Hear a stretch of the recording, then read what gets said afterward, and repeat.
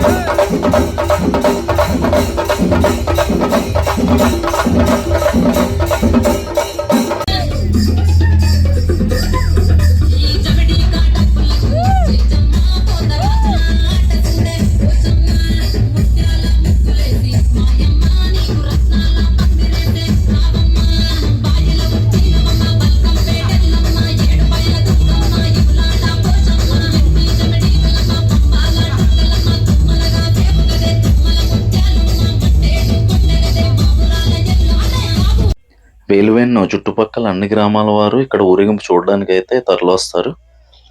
ఇదిగోండి, ఇదే రథం చూశారు కదా. దీనికి ఒక 12 lakhs దాకా అయితే ఖర్చు అయింది. పోలీస్ ప్రొటెక్షన్ కూడా ఇక్కడ భారీ ఎత్తున అయితే మోహరిస్తారు ఆ రోజున.